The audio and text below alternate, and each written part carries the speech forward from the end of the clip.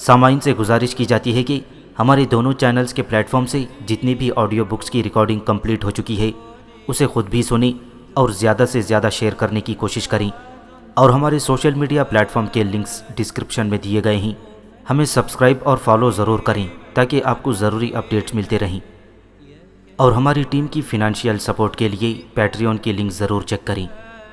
جزاک اللہ۔ بسم اللہ الرحمن الرحیم۔ ابلیکا، صدیوں کے سکوت میں لپٹی ایک حسین داستان۔ مصنف اسلم راہی MA۔ ایپیسوڈ 77۔ بنی اسرائیل کے بادشاہ ساؤل نے اپنا جنگی لباس حضرت داؤد علیہ السلام کو پہنا دیا تھا تاکہ وہ جالوت کے ساتھ مقابلہ کرنے کے لیے میدان میں اتر سکیں۔ تب خیمے کے اندر چند قدم چلنے کے بعد حضرت داؤد نے ساؤل کو مخاطب کر کے کہا، اے بادشاہ، میں اس جنگی لباس کو پہن کر ٹھیک طرح سے نہیں چل سکتا، اور اس لباس میں اپنے آپ کو تنگ اور کھینچا کھینچا سا محسوس کرتا ہوں۔ میں اس جنگی لباس کے بغیر ہی اتروں گا، اور میں آپ لوگوں کو یقین دلاتا ہوں کہ اس لباس کے بغیر ہی میں فلسطی پہلوان جالوت کو آپ کے سامنے زیر کرنے میں کامیاب ہو جاؤں گا۔ حضرت داؤد کی اس گفتگو سے ساؤل پریشان ہو گیا۔ اس کی سمجھ میں نہیں آ رہا تھا کہ اس موقع پر وہ کیا کرے۔ پھر دیکھتے ہی دیکھتے حضرت داؤد نے اس کا جنگی لباس اتار کر دوبارہ اپنا چرواہوں کا سا لباس پہن لیا تھا۔ پھر انہوں نے اپنی لاٹھی سنبھالی اور چرواہوں والا تھیلا اپنے گلے میں لٹکا لیا، اور اس تھیلے سے اپنا پھندا نکال کر انہوں نے اپنے ہاتھ میں لے لیا تھا۔ ساتھ ہی انہوں نے ساؤل کو مخاطب کر کے کہا، اے بادشاہ، میں اب جالوت کے مقابلے پر جاتا ہوں۔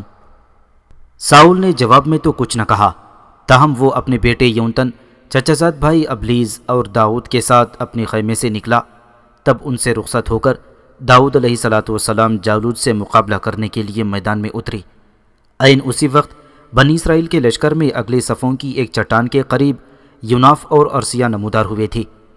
اسی لمحے ابلیکا نے یوناف کی گردن پر لمس دیا اور خوشیاں برساتی آواز میں اس نے کہا، یوناف، جس کام کو کرنے تم یمن سے یہاں آئے تھی، خداوند قدوس وہ کام اپنے نبی داؤد سے لے رہے ہیں۔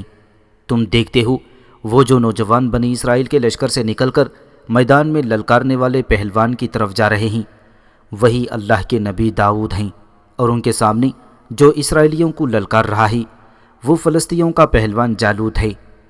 واہ، یہ مقابلہ بھی خوب رہے گا۔ ایک طرف فلسطی پہلوان اور دوسری طرف ایک نبی ہیں۔ اس موقع پر یوناف ارسیہ کا ہاتھ اپنے ہاتھ میں لے کر ہلکے سے دباتے ہوئے بولا، ارسیہ، ادھر دیکھو، فلسطی پہلوان کے مقابلے میں اللہ کے نبی حضرت داؤد میدان میں اتر رہے ہیں۔ یہ مقابلہ یقیناً قابل دید ہوگا، جبکہ ہم دیکھتے ہیں کہ فلسطینیوں کا پہلوان پوری طرح اپنے جنگی لباس میں ہے، جبکہ داؤد چرواہوں کے لباس میں ہی اپنی لاٹھی لیے اور گلے میں اپنا تھیلا ڈالی اس کی طرف بڑھ رہے ہیں۔ پھر یوناف خاموش ہو گیا، اور اس کے ساتھ ہی وہ اور ارسیہ دونوں بڑے غور اور انہماک سے داؤد کو فلسطینیوں کے پہلوان جالوت کی طرف بڑھتے ہوئے دیکھ رہے تھے۔ جالوت کی طرف بڑھتے ہوئے حضرت داؤد نے اپنے چکنے چکنے پتھر اٹھا کر اپنے چرواہوں والے تھیلے میں ڈال لیے تھے۔ پھر ایک بار انہوں نے بڑے عاجزانہ انداز میں آسمان کی طرف دیکھا اور انتہائی رقت آمیز آواز میں اپنے رب کے حضور دعا مانگنے لگے، اے خداوند، اے آدم کو بن باپ کے پیدا کرنے والے، یہ بتوں کی پوجا کرنے والے فلسطی، شب کے سوداگر اور بے شرف و بے توقیر لوگ، اجالوں کا لہو کرنے والے، حق کی رگوں کے اندر باطل کا زہر گھولنے والے، سیلے وقت اور لمحوں کے طوفان کی طرح قرطا سے وقت پر بنی اسرائیل کے لیے غلامی اور زیست کی بدترین دھند پھیلانا چاہتے ہیں۔ اے خداوند، اے دلوں کے نہا خانوں اور شعور و لاشعور کے اسرار سے آگاہی رکھنے والے، بنی اسرائیل کو فلسطینیوں کے غنا کے آنچل میں گرداب یورش، اضطراب و کرب اور محکومیت کی قید سے بچا۔ اے سارے جہانوں کے رب، مجھے توفیق دے کہ میں فلسطینیوں کے اس سیلے سحر، مقاصد کی حیوانیت، اوہام کے بھور اور سفلی خواہشوں سے بنی اسرائیل کو بچا کر انہیں فلسطینیوں کی قید محکومیت سے بچاؤں۔ اے کائنات کو پیدا کرنے والی، مجھے اس قابل بنا کہ اس میدان کے اندر میں فلسطینیوں کے لیے محرومیوں کی داستانیں رقم کر سکوں۔ یہاں تک کہنے کے بعد حضرت داؤد خاموش ہو گئے۔ پھر وہ ایک نیا عزم لیے دریا کے موجوں کی طرح آگے بڑھی۔ جب وہ جالوت کے قریب گئے تو جالوت نے انہیں غور سے دیکھنے کے بعد کہا، اے میرے مقابلے پر اترنے والے، کیا میں کتا ہوں جو تو یوں غیر مسلح ہو کر اور ہاتھ میں لاٹھی لیے بے دھڑک میری طرف بڑھتا چلا آیا ہے؟ اب جب کہ بنی اسرائیل نے تجھے میرے مقابلے پر بھیج ہی دیا ہے تو میرے قریب آ تاکہ میں تیرا کام تمام کر دوں، اور ان ویرانوں کے اندر میں تیرا جسم پرندوں اور درندوں کی خوراک بننے کو چھوڑ دوں۔ اب جب کہ تو اس میدان میں اتر ہی آیا ہے تو اپنے دل میں یہ بات پختہ کر کے رکھ کہ موت کے اس میدان سے تو واپس نہ جا سکے گا، اور آج کا دن تیرے لیے منحوس اور زندگی کا آخری دن ہوگا۔ جالوت جب خاموش ہوا تب حضرت داؤد نے اسے مخاطب کر کے کہا، اے ملعون انسان، تو اپنے آپ کو تلوار، ڈھال اور زرہ اور خود سے مسلح کر کے میرے سامنے آیا، لیکن دیکھ میں بھی غیر مسلح نہیں ہوں۔ میں اپنے آپ کو اپنے رب کے نام سے مسلح کر کے اس رزمگاہ میں اترا ہوں۔ اے جالوت، تو نے خداوند اور اس پر ایمان رکھنے والوں کی فضیحت کی ہے۔ سن، میرا خدا تجھے میرے سامنے زیر کرے گا اور میں تیرا سر تیرے دھڑ سے اتار کر رکھ دوں گا، اور دیکھ لے آج کا دن اس رزمگاہ میں فلسطینیوں کی انگنت لاشیں پرندوں اور جنگلی جانوروں کی خوراک بننے والی ہیں، اور زندہ لوگ اور آنے والی نسلیں جان لیں گی کہ خداوند پر ایمان لانے والوں کی مدد اور معاونت کے لیے خداوند موجود ہے۔ اے جالوت، یہ تیری تلوار، یہ تیرا بھالا کسی کام نہ آئے گا۔ اے جالوت سن، اس میدان کے اندر تیری موت کا رقص شروع ہونے والا ہے۔ حضرت داؤد جیسے نوجوان سے ایسی گفتگو سن کر فلسطینیوں کا پہلوان جالوت تاؤ کھا گیا تھا۔ اس نے کوئی جواب دینے کے بجائے آگے بڑھنا شروع کیا تاکہ داؤد پر حملہ آور ہو کر ان کا خاتمہ کر دے۔ داؤد علیہ السلام نے جب دیکھا کہ جالوت ان پر حملہ آور ہونے کے لیے آگے بڑھ رہا ہے تو انہوں نے اپنے تھیلے میں ہاتھ ڈال کر اس میں سے ایک پتھر نکالا، پھر اسی پتھر کو گوپھن میں رکھا اور جالوت کا نشانہ لے کر چلا دیا۔ وہ پتھر بڑے زور کے ساتھ جالوت کی پیشانی پر لگا اور جالوت منہ کے بل اس پتھریلی زمین پر گر گیا تھا۔ جالوت کے زمین پر گرتے ہی حضرت داؤد بھاگ کر آگے بڑھے۔ اپنا عصا انہوں نے ایک طرف رکھ دیا، لپک کر انہوں نے جالوت سے اس کی تلوار لے لی اور جالوت ہی کی تلوار سے انہوں نے اس کی گردن کاٹ کر رکھ دی۔ اس طرح فلسطینیوں کا وہ سرکش اور طاقتور پہلوان جو گزشتہ کئی دنوں سے میدان میں اترتا تھا اور بنی اسرائیل کو مقابلے کے لیے للکار کر ان کی رسوائی کا باعث بنتا تھا، اب حضرت داؤد علیہ السلام کے ہاتھوں مارا گیا۔ جالوت کی موت کو فلسطینیوں نے اپنے لیے ناموافق اور منحوس جانا، لہذا وہ لڑے بغیر ہی جنگ کے میدان سے بھاگنے لگے تھے۔ بنی اسرائیل نے جب دیکھا کہ فلسطی رزمگاہ سے بھاگ کر اپنی جانیں بچانے کی فکر میں ہیں تو انہوں نے پوری قوت سے فلسطینیوں کا تعاقب کیا، اور یہ تعاقب ایسا خوفناک اور خون ریز تھا کہ بنی اسرائیل فلسطینیوں کو گھیرتے چلے گئے۔ خون ریزی سے بھرپور اس تعاقب میں فلسطینیوں کا صفایا کرنے کے بعد بنی اسرائیل کا لشکر پھر رزمگاہ میں واپس آیا اور فلسطینیوں کے پڑاؤ اور خیمہ گاہ پر قبضہ کر لیا گیا۔ لشکرگاہ میں واپس آنے کے بعد ساؤل یعنی طالوت نے داؤد علیہ السلام کو بلوایا تھا۔ جب داؤد علیہ السلام ساؤل کے خیمے میں داخل ہوئے تو ساؤل ان کی پیشوائی کو اٹھا اور آگے بڑھ کر استقبال کیا۔ پھر ساؤل نے داؤد کو اپنے پہلو میں بٹھایا اور انہیں مخاطب کر کے کہا، اے بیت لحم کے فرزند، اے یسی کے بیٹے، تو نے ناممکن کو ممکن بنا دیا ہے۔ تو جب میدان میں اترا تو میں نے اپنی آنکھیں بند کر لی تھیں، کیونکہ مجھے یقین ہو گیا تھا کہ فلسطینیوں کا پہلوان جالوت تیرا خاتمہ کر دے گا۔ لیکن اے یسی کے بیٹے، جلد ہی میں نے اپنی آنکھیں کھول دیں تو میں نے دیکھا کہ اس وقت تم صدیوں کے سربستہ رازوں، دشت عدم کے طوفان اور برق کی تب و تاب کی طرح رزمگاہ میں داخل ہوئے تھے، اور اس کے بعد جالوت کے قریب چلے گئے۔ پھر اس کے اور تمہارے درمیان کچھ مکالمے ہوئے، پھر تم نے دونوں ہی لشکروں کو حیرت زدہ کر دیا تھا، کیونکہ تم نے اپنے گوپھن کے ذریعے ایسا طاق کر جالوت کے پتھر مارا تھا کہ وہ زمین پر گر گیا، اور تم نے لپک کر اس کے تلوار سے اس کی گردن کاٹ دی تھی۔ اے یسی کے بیٹے، تیری ہمت لاجواب اور تیری جرأت مندی بے مثل ہے۔ تم اکیلے نے فلسطینیوں کے سفلی خواہشات اور تمناؤں کے سراب پر قابو پا کر ان کے لیے دکھ اور غم کے پاتال کھول کر رکھ دیے ہیں۔ تو نے سناٹوں کی گونج اور صبر کی چٹان بن کر فلسطینیوں کے جسم و جان کو زخمی کر کے اجل کے سیاہ خانوں میں اتار دیا ہے۔ جس وقت تو جالوت کی طرف پیش قدمی کر رہا تھا تو تیرے ہر نفس میں طوفان، تیرے ہر قدم میں زلزلہ اور تیرے ہر ارادے میں آگ کے شعلے تھے۔ اے یسی کے بیٹے، کیا خوب تو نے فلسطینیوں کے فاسد تمدن کے سیلاب کو ریت پر لکھی تحریروں کی طرح ختم کر کے رکھ دیا تھا۔ وہ ملعون اور مذموم جالوت خوفناک اندھی قوت اور جنگلی سانڈ کی طرح تیری طرف بڑھا تھا، پر تو نے فطرت کے اس باغی کو دھنکی ہوئی اون کی طرح اڑا کر رکھ دیا تھا۔ واہ، تو نے کیا خوب وحشت کی پتجھڑ بن کر اس پر نازل ہو گیا تھا۔ اے یسی کے بیٹے، تیری اس ہمت، تیری جواں مردی کو میں ابس اور رائیگاں نہ جانے دوں گا۔ میں آج سے تمہیں اپنے لشکر کا سالار مقرر کرتا ہوں، اور مجھے امید ہے کہ آئندہ اگر کسی قوم نے بنی اسرائیل کے خلاف سر اٹھانے کی کوشش کی تو ان کے لیے بھی ایسے ہی انجام کا باعث بن جائے گا جیسا انجام تو نے اس رزمگاہ میں فلسطینیوں کا کیا ہے۔ تیرے باعث بنی اسرائیل اس قابل ہوئے ہیں کہ وہ فلسطینیوں کا تعاقب کر کے انہیں اقرون کے پھاٹکوں تک رونتے اور رگیدتے چلے جائیں گے۔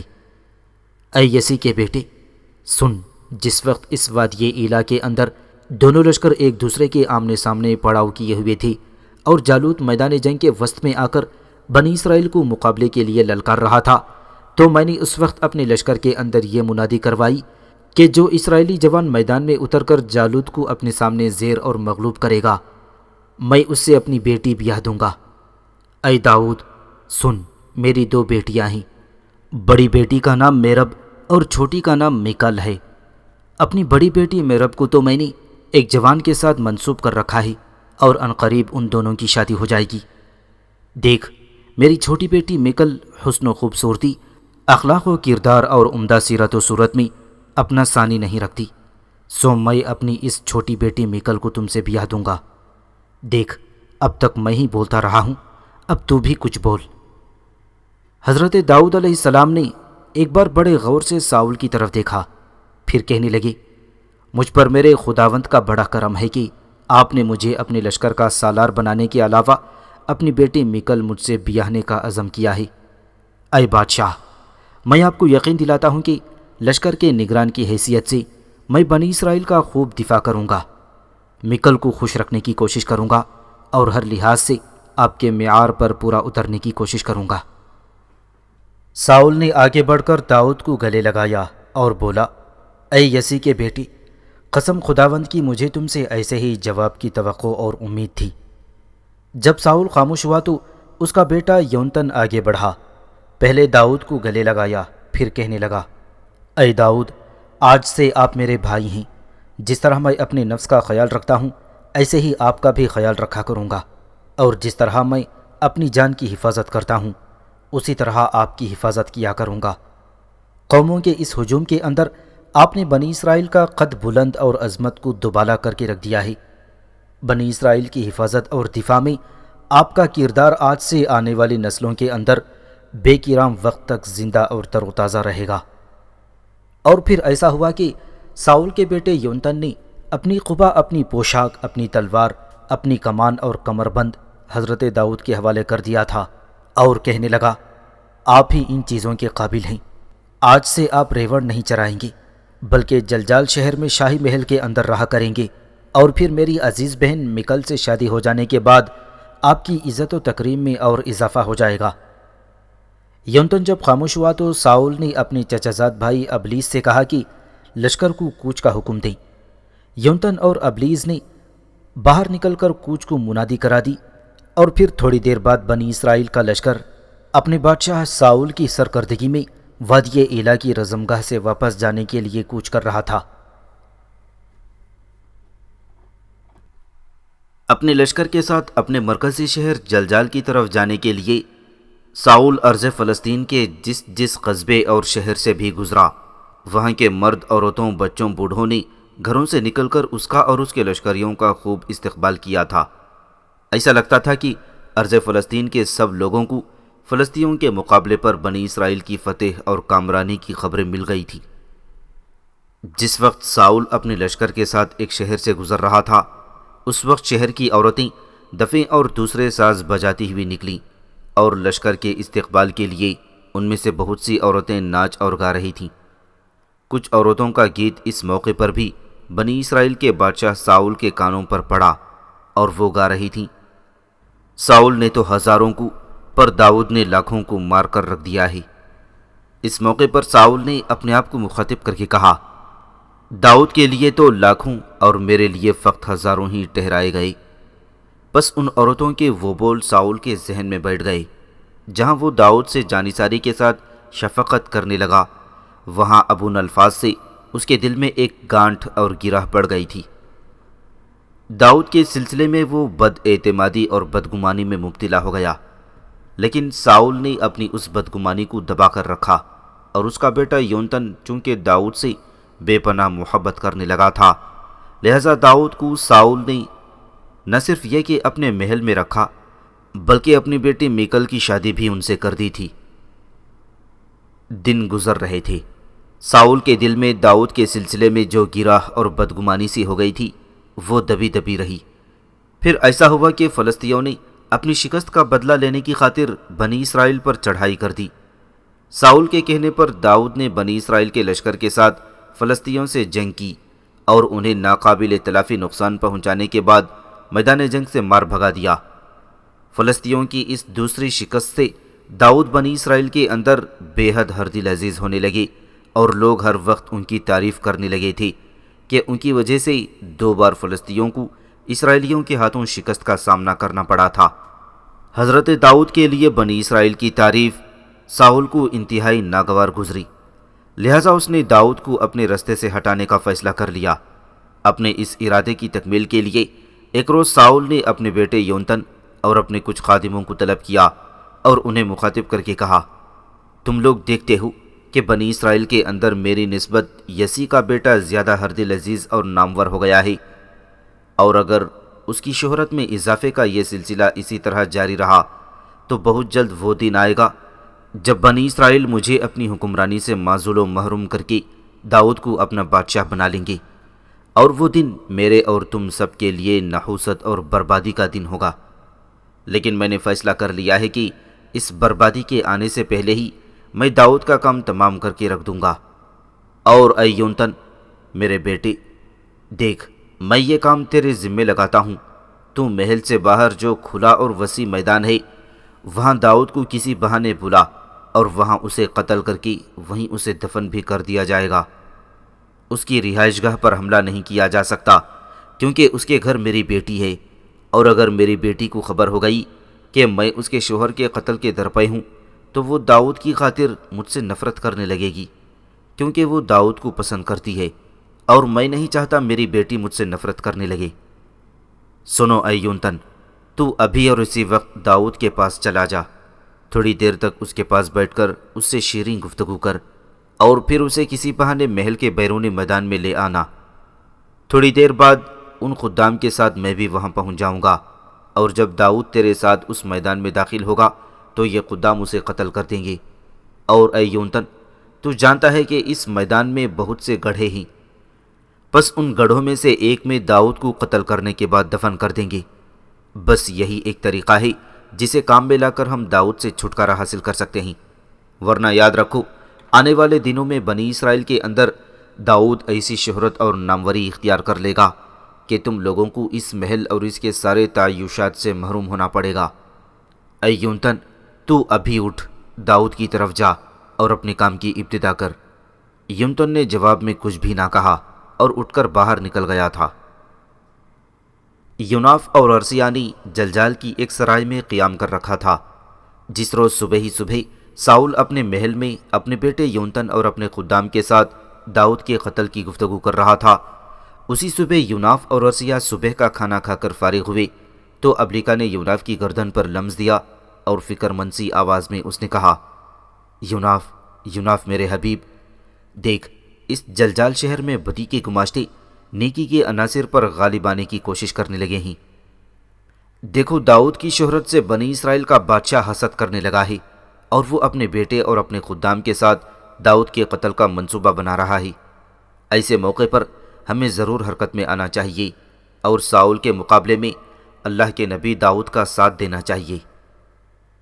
یوناف نے کچھ سوچا پھر اس نے ابلیکا کو مخاطب کر کے کہا، ابلیکا، میں ایک کمتر انسان داؤد کی کیا مدد کر سکتا ہوں؟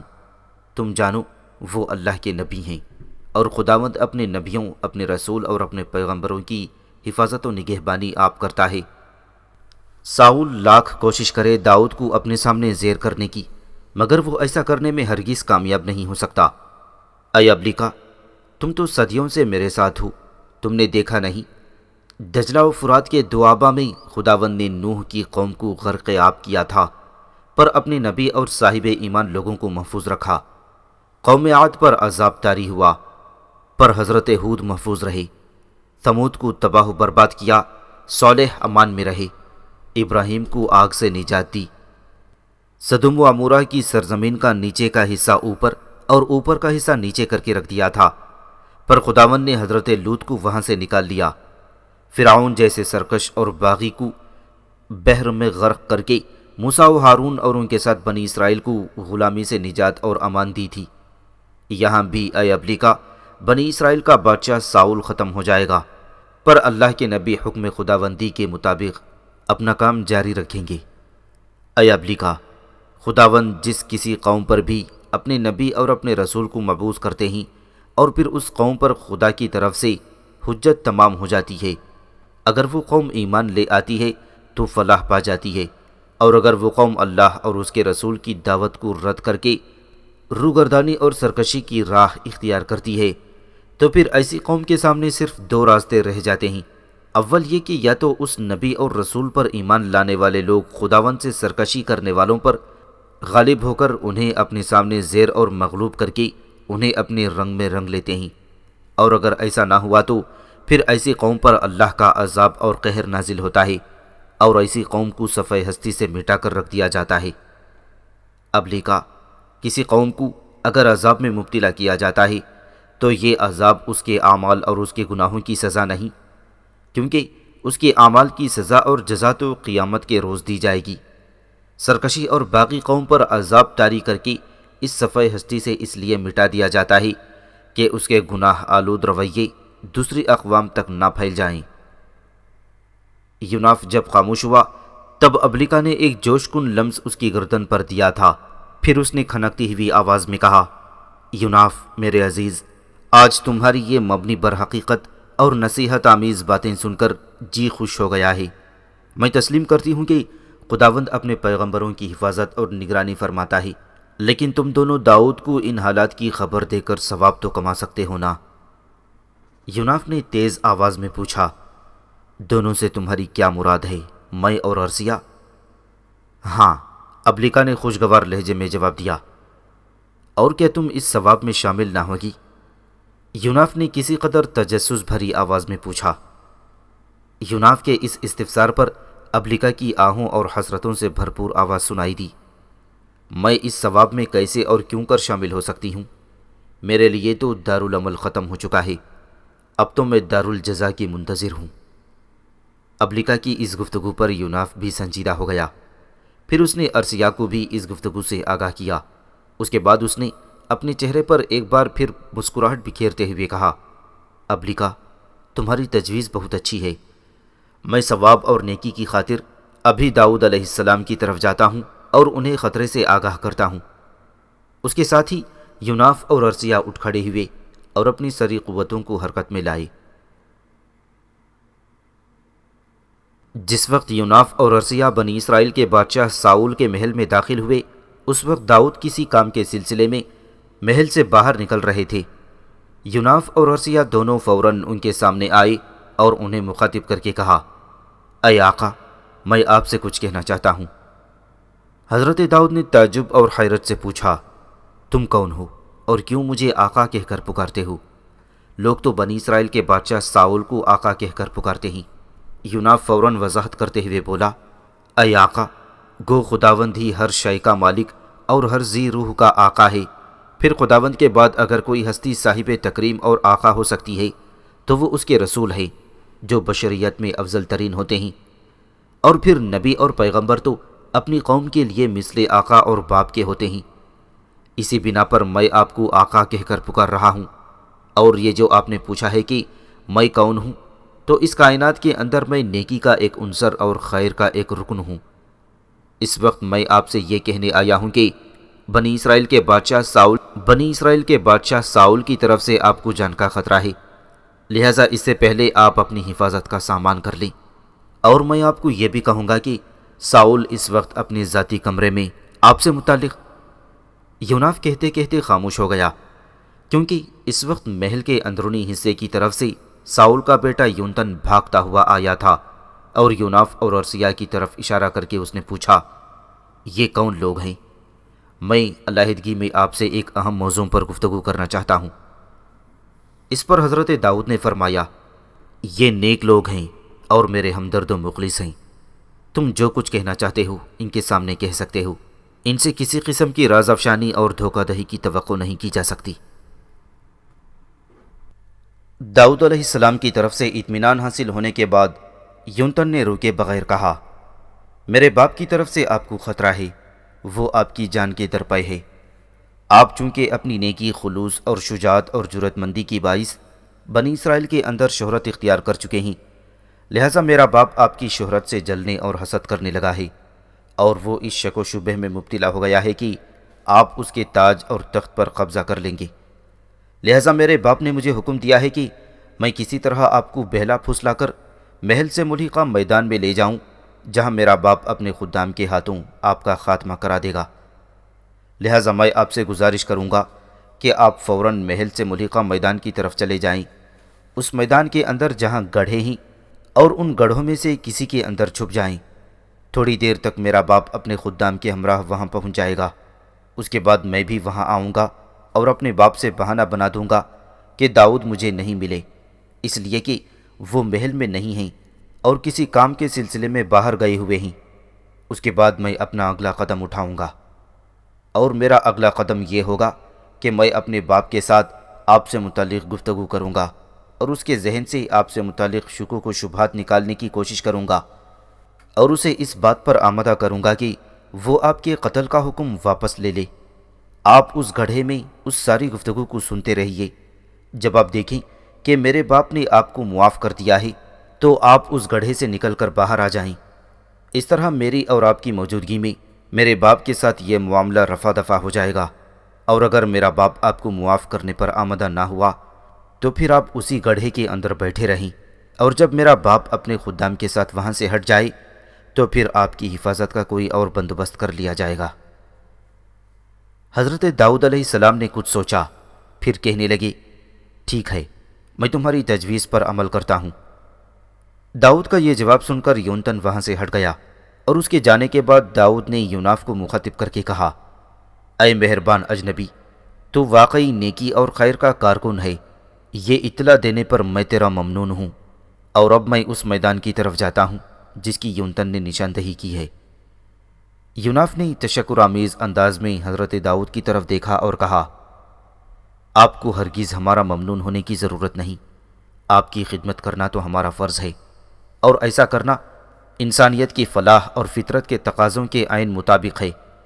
اب آپ اس میدان کی طرف جائیے جس کی نشاندہی یونتن نے کی ہے۔ میرے ساتھ میری بیوی ارسیہ ہے، ہم دونوں بھی آپ کے ان معاملات پر نگاہ رکھنے کے لیے شاہی محل کے میدان کے آس پاس ہی رہیں گے، اور اگر کوئی خطرے کی بات ہوئی تو آپ دیکھیں گے کہ آپ کی خاطر ہم دونوں میاں بیوی بلا جھجک آپ کے لیے خطرے کی ہر آگ میں کود پڑیں گے۔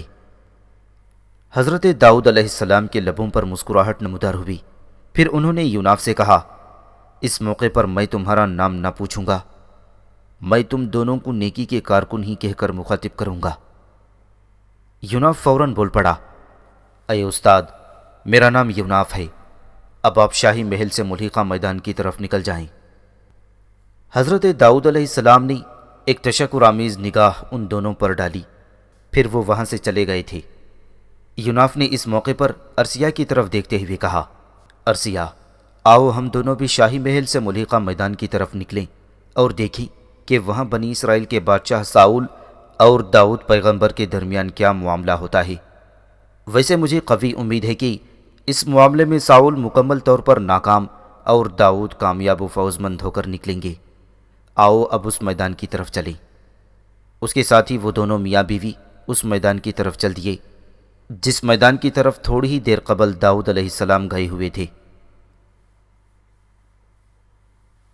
تھوڑی دیر بعد بنی اسرائیل کا بادشاہ ساؤل بھی اپنے خدام کے ساتھ اس میدان میں داخل ہوا اور اس گڑھے کے قریب ہی جا کھڑا ہوا جس میں حضرت داؤد چھپے ہوئے تھے۔ زیادہ دیر نہ گزری تھی اور ساؤل کا بیٹا یونتن بھی اس میدان میں داخل ہوا۔ پھر وہ ساؤل کے پاس آیا اور اسے مخاطب کر کے کہا، اے میرے باپ، دیکھ میں نے داؤد کو تلاش کیا پر وہ مجھے نہیں ملا، وہ کسی کام کے سلسلے میں محل سے باہر ہے۔ میں نے اپنی بہن میکال سے بھی داؤد سے متعلق پوچھا، اس نے بس مجھے یہی جواب دیا کہ داؤد کسی کام کے سلسلے میں محل سے باہر ہیں۔ اے میرے باپ، اگر آپ برا نہ مانیں تو اس موقع پر میں داؤد کے سلسلے میں آپ سے کچھ مزید گفتگو کروں گا۔ لمحہ بھر کے لیے ساؤل نے اپنے بیٹے یونتن کی طرف بڑی محبت اور شفقت سے دیکھا، پھر اس نے نرم آواز اور گداز لہجے میں کہا، اے میرے فرزند، تو جو کہنا چاہتا ہے بلا جھجک کے، تو یقیناً اس قابل ہے کہ میں تیری کڑوی کسیلی باتیں بھی سنوں اور برداشت کروں۔ داؤد کے سلسلے میں جو کچھ تو کہنا چاہتا ہے کہہ ڈال۔ ساؤل یعنی طالوت کی اس گفتگو سے یونتن کی حوصلہ افزائی ہوئی۔ اپنے چہرے پر اطمینان سے مسکراہٹ بکھیرتے ہوئے وہ ساؤل سے اور قریب ہوا، پھر اسے مخاطب کر کے یونتن نے کہا، اے میرے باپ، میری التماس ہے کہ آپ داؤد کے ساتھ بدی نہ کریں، اس لیے کہ اس نے کوئی ایسا کام نہیں کیا جس میں آپ کی اذیت اور آپ کے نقصان کا پہلو نکلتا ہو، بلکہ آپ جانتے ہیں اس نے آپ اور بنی اسرائیل کے لیے وہ کام سر انجام دیے ہیں جو بنی اسرائیل کے اندر کوئی بھی نہ کر سکا۔ اے میرے باپ، ایلا کی وادی میں جب فلسطینیوں کا پہلوان جالوت ہر روز بنی اسرائیل کو مقابلے کے لیے للکار کر بنی اسرائیل کی فضیحت کرتا تھا اور کوئی اس کے مقابلے پر نہ نکلتا تھا، تو یہ داؤد ہی تو تھی جو گلے میں اپنا چرواہوں کا سا تھیلا اور اپنا عصا تھامے رزمگاہ میں نکلے تھے، اور کس قدر سادگی اور کس قدر صفائی سے اے میرے باپ انہوں نے جالوت کا خاتمہ کر دیا تھا۔ اور اس کے بعد جب فلسطینیوں نے اپنی عسکری قوت کو مجتمع کرنے کے بعد دوبارہ بنی اسرائیل پر جنگ مسلط کی، تو آپ جانتے ہیں اس جنگ میں داؤد نے فلسطینیوں کے خلاف ایسا کام کیا جو کوئی نہ کر سکا۔ آپ جانتے ہیں کہ اس جنگ میں سارا وقت میں ان کے ساتھ تھا اور ان کے پہلو بہ پہلو تھا۔ اے میرے باپ، اپنی جان کی پرواہ کیے بغیر داؤد فلسطینیوں پر رگوں میں مچلتے خون، آفاق کی گنگناہٹ، علم افروز بیداریوں اور برق و باد کے رقص کی طرح حملہ آور ہوئے تھے، اور اپنے سامنے آنے والے فلسطینیوں کی حالت انہوں نے ٹوٹے بکھرے شیشوں اور گردآلود سرنگوں جذبوں جیسی کر کے رکھ دی تھی۔ اے میرے باپ، قسم خداوند کی، داؤد آندھیوں میں اذان دینے والے جوان اور اندھیری رات میں فتح کا سنگ پھونک دینے والے سرفروش ہیں۔ ان کی باتوں میں محبتوں کی تمازت، ان کے تبسم میں خلوص کا سوز ہے، ان کا لہجہ، ان کا انداز اور ان کا طرز حیات عام لوگوں سے مختلف ہے۔ وہ اپنوں کے لیے قطرہ شبنم اور بنی اسرائیل کے دشمنوں کے لیے آہن و فولاد ہیں۔ اے میرے باپ، کیا آپ ایک ایسے جوان کو قتل کرانا چاہتے ہیں جس نے بنی اسرائیل کے دشمنوں کے حریص جسموں کا انہدام کیا تھا، ان کی روح و جسم کی دیواریں گرا دی تھیں، ان کی روحوں کو ان کے جسموں کے سرد خانوں سے نجات دی؟ اور جنگ میں داؤد کی للکار ایسی ہوتی ہے کہ تلوار بھی پانی مانگے، دشمن پر ضرب لگاتے ہوئے ان کی رفتار ایسی ہوتی ہے کہ دریا بھی روانی مانگے۔ اے میرے باپ، داؤد نے ہماری اور بنی اسرائیل کی بہتری اور بھلائی کے لیے اپنی جان کی پرواہ کیے بغیر فلسطینیوں کے جسموں سے روح تک میں اذیت بھر کر رکھ دی تھی۔ فلسطی شکاری درندوں کی طرح بپھر کر ان پر حملہ آور ہوتے تھے، پر داؤد علیہ السلام نے انہیں ہواؤں کے وحشی بہاؤ کی طرح دور ہٹا کر رکھ دیا ہے۔ اے میرے باپ، داؤد کے خلاف کوئی قدم اٹھاتے وقت آپ یہ بھی تو سوچیں کہ ان کے ساتھ ہمارے دو رشتے ہیں۔ اول یہ کہ وہ بنی اسرائیل کے لشکر کے سالار ہیں، دوم یہ کہ ان کی اہلیہ میری بہن اور آپ کی بیٹی ہے۔ آپ جانتے ہیں کہ آپ کی بیٹی میکال آپ سے نفرت کرنے لگے گی۔ اے میرے باپ، داؤد ایسے جوان ہیں جنہیں بہاریں اور ستارے سلام کریں، لہٰذا میری آپ سے التماس ہے کہ آپ انہیں نقصان نہ پہنچائیں۔ بس مجھے جو آپ سے کہنا تھا میں کہہ چکا۔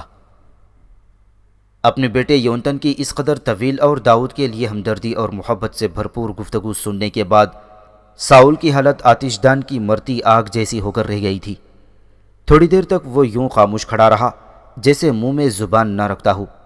اسے اس حالت میں کھڑے دیکھ کر یونتن پھر بولا، اے میرے باپ، داؤد کے ساتھ ہمارا دل اور روح کا رشتہ ہے کہ مکل ان کی بیوی ہے، اور یاد کیجئے دنیا کی ہر شے سستی ہے پر دل کے رشتے بڑے مہنگے ہوتے ہیں۔ یونتن کے ان الفاظ پر ساؤل چونک پڑا۔ پھر اس نے یونتن کو مخاطب کر کے کہا، اے یونتن میرے بیٹے، تو نے جو کچھ کہا حق کہا، میں ہی غلطی پر تھا جو میں نے داؤد کو قتل کر دینے کا فیصلہ کر لیا تھا۔ اگر میں ایسا کر دیتا تو میری بیٹی مکل نہ صرف یہ کہ بیوہ ہو جاتی بلکہ وہ مجھ سے خفا بھی ہو جاتی۔ سو اے میرے بیٹے، خداوند کی حیات کی قسم، داؤد ہرگز مارا نہ جائے گا، تم اسے میرے پاس لے کر آتے۔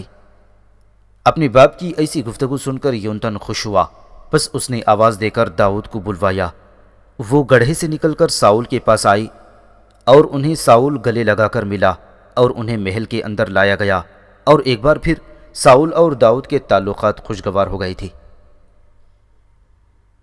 اس دوران فلسطینیوں نے قسمت آزمانے کے لیے ایک بار پھر بنی اسرائیل پر حملہ کر دیا، لیکن اس بار بھی داؤد کی سرکردگی میں بنی اسرائیل نے فلسطینیوں کو مار بھگایا۔ حضرت داؤد کی اس کارگزاری سے ساؤل خوش ہوا، اور اس کے دل میں جو داؤد کے لیے شک و شبہ اور حسد و رقابت کے جذبات تھے وہ وقتی طور پر دب گئے، اور وہ داؤد علیہ السلام کے ساتھ بڑا اچھا برتاؤ کرنے لگا، اس لیے کہ داؤد نے لگاتار 3 بار بنی اسرائیل کو فلسطینیوں کی مار سے بچا لیا تھا۔ راما شہر کی جس سرائے کے کمرے میں آریب بیوسا اور نبیتا ٹھہرے ہوئے تھے، اس کمرے میں اچانک عزازیل نمودار ہوا۔ وہ تینوں جو باہم گفتگو کر رہے تھے یوں اس کی اچانک آمد پر چونکے، اور قبل اس کے کہ ان تینوں میں سے کوئی عزازیل سے پوچھتا، عزازیل نے بولنے میں پہل کی اور انہیں مخاطب کیا، اے رفیقان من، میں ایک مہم پر روانہ ہونے کے لیے تمہیں لینے آیا ہوں۔ پھر آریب کے پہلو میں عزازیل بیٹھ گیا اور اپنی بات جاری رکھتے ہوئے کہنے لگا، میرے عزیز، گزشتہ دنوں بنی اسرائیل کے بادشاہ ساؤل اور خداوند کے نبی داؤد کے درمیان ایک عداوت اور چپخلش نکل چلی تھی، اور مجھے اس بات کی امید ہو گئی تھی کہ ساؤل داؤد کو قتل کر دے گا، لیکن برا ہو ساؤل کے بیٹے یونتن کا، اس نے ساؤل اور داؤد کے درمیان صلح کرا دی، ورنہ ابھی تک ساؤل یقیناً داؤد کو قتل کر چکا ہوتا، اور اگر ایسا ہو جاتا تو نیکی کی راہ روکنے کا جو کام ہم کرنا چاہتے تھے وہ ساؤل کے ہاتھوں ہو جاتا، لیکن ایسا چونکہ نہیں ہوا ہے لہٰذا مجھے خود حرکت میں آنا پڑ رہا ہے۔ اے میرے ساتھیوں، ہم ابھی اور اسی وقت اب راما شہر سے جلجال کی طرف روانہ ہوں گے۔ میں بادشاہ کے محل میں داخل ہو کر اسے داؤد کے متعلق اکساؤں گا، اس کے دل میں وسوسات کے جذبات اجاگر کروں گا۔ جب تک میں ساؤل بادشاہ کے محل میں رہ کر اسے داؤد کے خلاف اکسانے کا کام سر انجام دوں، اس وقت تک تم تینوں محل سے باہر رہ کر محل کے اطراف میں نگاہ رکھنا کہ کہیں یوناف اور ارسیہ وہاں نمودار ہو کر ہماری اس مہم کو ناکام نہ بنا دیں، اس لیے کہ یوناف اور ارسیہ بھی ان دنوں جلجال شہر کی ایک سرائے میں ٹھہرے ہوئے ہیں۔ اور ہاں، ساؤل کو داؤد کے خلاف بھڑکانے کے بعد اے آریب، ایک کام میں تم سے بھی لوں گا، اور وہ کام جو تمہیں کرنا ہے یہ ہوگا کہ تم جلجال کے اس محل میں یونتن کے کمرے میں جاؤ گے، وہاں تم یونتن کی خوب پٹائی کرو گے، اس کے بعد اسے تنبیہ کرو گے کہ آئندہ بھی اگر تم نے اپنے باپ ساؤل سے داؤد کو بچانے کی کوشش کی تو اس سے بھی زیادہ پٹائی ہوگی۔ آؤ اب یہاں سے کوچ کریں۔ اس کے ساتھ ہی آریب بیوسا اور نبیتا اپنی جگہوں سے اٹھ کھڑے ہوئے تھے، پھر وہ عزازیل کے ساتھ راما شہر سے جلجال کی طرف کوچ کر گئے تھے۔ جلجال کی سرائے میں یوناف اور ارسیہ اپنے کمرے میں بیٹھے ہوئے باتیں کر رہے تھے کہ ابلیکا نے یوناف کی گردن پر لمس دیا، اور سنجیدہ آواز اور فکرمند لہجے میں اس نے کہا، یوناف، ابھی اور اسی وقت اٹھ کر ساؤل کے محل کی طرف روانہ ہو جاؤ، وہاں عزازیل ساؤل کو داؤد کے خلاف بھڑکانے کا کام کر رہا ہے، اور ایسا کر کے وہ نیکی پر ضرب لگانے کی کوشش کرے گا۔ اس کے علاوہ آریب کو اس نے ساؤل کے بیٹے یونتن کے لیے مقرر کر دیا ہے تاکہ آریب یونتن کو خوب مارنے کے بعد اسے تنبیہ کرے کہ آئندہ وہ اپنے باپ سے داؤد کی وکالت کر کے ان دونوں کے درمیان صلح نہ کرایا کرے۔ اس طرح عزازیل نیکی اور بدی کی اس پیکار میں بازی جیتنے کا عزم رکھتا ہے۔ یوناف نے فوراً بیچ میں ٹوکتے ہوئے کہا، اور اے ابلیکا، ہم عزازیل کا یہ عزم خاک و خون میں ملا کر رکھ دیں گے۔ میں ارسیہ کے ساتھ یہاں سے شاہی محل کی طرف کوچ کرتا ہوں، پھر دیکھتا ہوں کہ عزازیل اپنے ساتھیوں کے ساتھ کیسے کامیابی حاصل کرتا ہے۔ اس کے ساتھی یوناف نے ارسیہ کو پہلے ابلیکا کی ساری گفتگو سنائی، پھر وہ ارسیہ کے ساتھ وہاں سے نکل کھڑا ہوا۔ بنی اسرائیل کا بادشاہ اپنے کمرے میں اکیلا بیٹھا ہوا تھا کہ اس کے ایک پہرے دار نے اس کے قریب آ کر اسے مخاطب کیا، اے بادشاہ، بابل کا ایک ستارہ شناس جو گزشتہ کئی روز سے ہمارے شہر راما میں قیام کیے ہوئے تھا، آج ہی جلجال میں داخل ہوا ہے اور آپ سے ملاقات کا خواہش مند ہے۔ اس انکشاف پر ساؤل چونک پڑا اور اپنے اس پہرے دار کو مخاطب کر کے اس نے کہا، اس ستارہ شناس کو فوراً میرے پاس لے آؤ، اس لیے کہ تم جان لو بابل کے ساحر اور ستارہ شناس اپنے کام کے ماہر اور استاد ہوتے ہیں۔ ہو سکتا ہے وہ میرے لیے کوئی ایسی خبر رکھتا ہو جس میں میری بہتری اور سود مندی ہو، لہٰذا تم فوراً جاؤ اور اس ستارہ شناس کو عزت و احترام کے ساتھ میرے پاس لے کر آؤ تاکہ میں اس کے بابلی علوم سے مستفید ہو سکوں۔ پہرے دار مؤدب ہو کر باہر نکل گیا تھا۔ تھوڑی ہی دیر بعد پہرے دار پھر لوٹ آیا، اس بار اس کے ساتھ عزازیل تھا۔ ساؤل نے اپنی جگہ سے اٹھ کر اور آگے بڑھ کر عزازیل سے مصافحہ کیا اور اپنی نشست کے قریب خالی نشست پر بڑے احترام کے ساتھ اسے بٹھا دیا۔ اس دوران وہ پہرے دار باہر نکل گیا۔ پھر عزازیل نے کہا، اے بنی اسرائیل کے بادشاہ، میرا تعلق بابل سے ہے۔ بنیادی طور پر میں ایک ستارہ شناس ہوں، مگر سحر کے علوم میں بھی میں بڑا طاق اور بے مثل ہوں۔ اے بادشاہ، مجھے تیرے اور تیرے تاج و تخت سے متعلق کچھ فکر مند ہوئی ہے، لہٰذا میں صرف تیری بہتری کی خاطر بابل سے یہاں آیا ہوا ہوں، اور تیری سرزمین میں داخل ہونے کے بعد چند روز تک میں راما شہر کی سرائے میں قیام کرتا رہا۔ وہاں قیام کر کے میں تیرے ستاروں کی گردش اور ان کے غروب و ظہور کا جائزہ لیتا رہا، اور اس جائزے کی روشنی میں تیرے متعلق میں نے کچھ نتائج مرتب کیے ہیں، اور میرا دعویٰ ہے کہ میرے مرتب کیے ہوئے یہ نتائج کسی بھی صورت غلط ثابت نہیں ہو سکتے۔ اے بادشاہ، میرا نام عزازیل ہے۔ عزازیل کی گفتگو سن کر فکر مندی میں ساؤل اپنی جگہ سے اچھل پڑا تھا اور منت کرنے کے انداز میں اس نے پوچھا، اے عزازیل، اے بابل کے عظیم ستارہ شناس، تو نے میرے متعلق کیا باتیں مرتب کی ہیں؟ ذرا کہو، میں بھی تو سنوں۔ اپنی لچھے دار باتوں کی ابتدا کرتے ہوئے عزازیل نے کہنا شروع کر دیا، اے بادشاہ، انسان اس زمین میں بے ثبات ہے اور یہاں زندگی ایک رات ہے۔ اے بادشاہ، تیرا یہ جلجال شہر حسد اور گناہ خیز اور ایک سحر زدہ کھنڈر کی صورت اختیار کرنے والا ہے، اس لیے کہ ایک زبردست جاہ پسند انسان کا بھٹکا ہوا شوق کارواں اور کالی آندھی ریگزاروں کی عداوت، قبروں کے سکوت اور زمین کے سفاک عناصر کی طرح اس شہر پر نازل ہوگا اور اس شہر کی ہر شے کو ایک ویران رات میں بدل کر رکھ دے گا۔ پھر یہ شہر ہوگا اور دھواں ہی دھواں اور شعلے ہی شعلے ہوں گے۔ رونت پسند، شکی اور مردہ دل ساؤل عزازیل کی یہ گفتگو سن کر تڑپ سا اٹھا تھا اور منت کرتے ہوئے اس نے پوچھا، اے عزازیل، کون ہے جو میرے اس شہر کی ایسی حالت کرے گا؟ عزازیل نے ایک بار صحرا جیسی آنکھوں سے ساؤل کی طرف دیکھا تھا، پھر داستان گو جیسی پاٹدار آواز میں اس نے ساؤل کو جواب دیتے ہوئے کہا، اے بادشاہ، تیرے اس شہر کی ایسی حالت کوئی باہر سے آ کر نہیں کرے گا، بلکہ ایسی حالت طاری کرنے والا تیرے اپنے محل کے اندر سے ہی نمودار ہوگا۔ ساؤل نے چونک کر کہا، یہ تم کیا کہہ رہے ہو؟ ایسا آدمی کیا میرے اپنے ہی محل کے اندر سے نمودار ہوگا؟ عزازیل نے اس بار بلند اور پرزور آواز میں کہا، ہاں، ایسا ہی ہوگا۔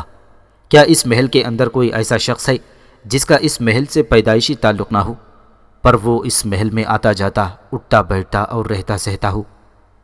ساؤل نے فوراً کہا، ہاں ہے، اس کا نام داؤد ہے، وہ بیت لحم کے ایک شخص یسی کا بیٹا ہے، پر میں نے اسے اپنی لشکر کا سالار بنا کر اس سے اپنی بیٹی مکال بھی بیاہ دی ہے، اور وہ اسی محل میں رہتا ہے۔ عزازیل نے فوراً اپنی جگہ پر اچھلتے ہوئے کہا، اے بادشاہ، بس یہی داؤد نام کا وہ جوان ہے جو تیرے لیے اندھیروں میں لپٹے وسوسے، جلتی حسرتوں کے انگارے اور نادیدہ سماوی بلائیں کھڑی کر دے گا۔ یہی جوان تیری راہ کا پتھر بنے گا اور تیرے دل کے شب خانوں میں اور تیرے شعور کے شیش محل میں خوف و محرومی بھر کر رکھ دے گا۔ اے بادشاہ، دنیا کی واحد قرار آفرین شے حکمرانی ہے، پس اگر تو اپنے سلیقے سے سجائی بزم اور اپنے وقار کی بلندی اور قامتی اور اپنی تہذیب کے شاہکاروں کی حفاظت چاہتا ہے تو داؤد نام کے اس جوان کا کوئی بندوبست کر اور اسے ٹھکانے لگا دے، ورنہ اے بادشاہ لکھ رکھ، جس طرح آسمان کی نیلی آنکھوں کو رات اپنی سیاہ اور گہری آنکھوں میں جذب کر لیتی ہے، ایسے ہی داؤد تم پر حاوی ہوگا اور تاج و تخت سے تجھے محروم کر کے تیری حالت بوسیدہ کفن جیسی کر کے رکھ دے گا۔ ساؤل تھوڑی دیر تک تیکھی نظروں سے عزازیل کی طرف دیکھتا رہا، پھر تشکر بھرے انداز میں اس نے عزازیل کو مخاطب کر کے کہا، اے بابل کے ستارہ شناس، قسم خداوند کی تیری گفتگو کھلے ہونٹوں کی طرح نرم و شفاف ہے۔ اس داؤد سے تو میں پہلے ہی نالان تھا، پر میرا بیٹا اسے مجھ سے بچاتا رہا ہے۔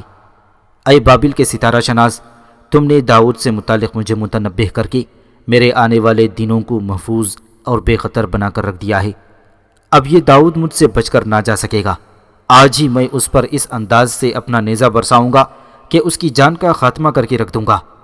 اے عزازیل، اے بابل کے عظیم ستارہ شناس، میں تم سے گزارش کروں گا کہ تم چند دن تک میرے پاس میرے اس محل میں رہو۔ تیری یہاں موجودگی سے میری ڈھارس بندھی رہے گی، اور میں داؤد سے جب تک کہ میں اسے ٹھکانے نہیں لگا دیتا تم سے مزید مشاورت و گفتگو رکھوں گا۔ ویسے عام حالات میں بھی اے عزازیل تیری صحبت میرے لیے سود مند رہے گی۔